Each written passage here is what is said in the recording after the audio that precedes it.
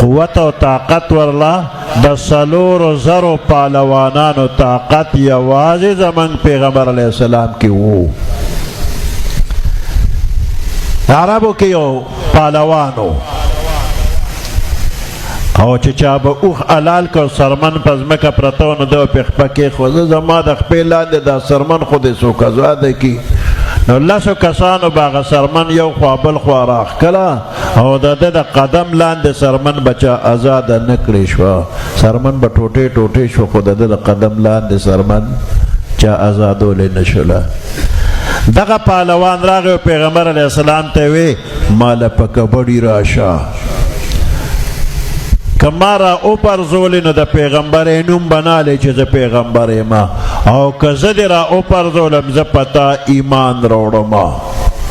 پیغمبر علیه السلام وی را میدان ته شه. ګڼ صحابه کرام راله د الله محبوبه دا خو ډېره بې ادبي ده، موږ به یو ته به په کبډي ورځئ، دې سړي له موږ په کبډي ورځو. هر یو راځي ما پرېږده زه به ورشم زه به ورشم.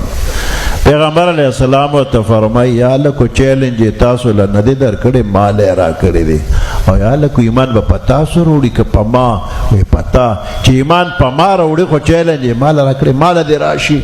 صحابه کرام یې اخوا کړل، پیغمبر علیه السلام میدان ته ورغی، سړی یې را خلاص کړ.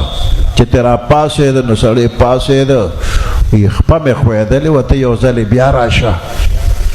نو بیا ورغی نو چې را خلاص یې که په ځمکه بیا ترې را پاڅې، وایي شا مې نه ده لګېدلې یو ځلې بیا راشه. نو چې په درېم ځل ورغی او را خلاص یې که د پاسه پې پیغمبر علیه السلام ناست و. وی خپې خو دې نه دي ښویېدلې؟ وی نه.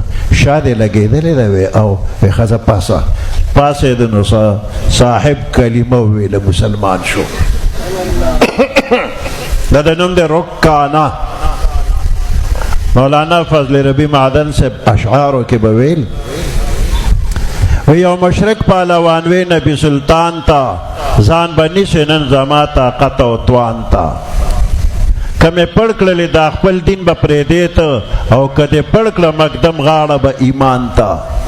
نو حضرت وویل بسم الله راځه تیار یم زه ولاړ یم د اسلام خدمت هر شان ته. نو اصحابو ورته ویل چې غلامان شته، سرکار څه دپاره وځي بیا میدان ته؟ نو حضرت نه منله، شلو ورتر غاړه په درې ځلې پهلوان را پړ که ځان ته.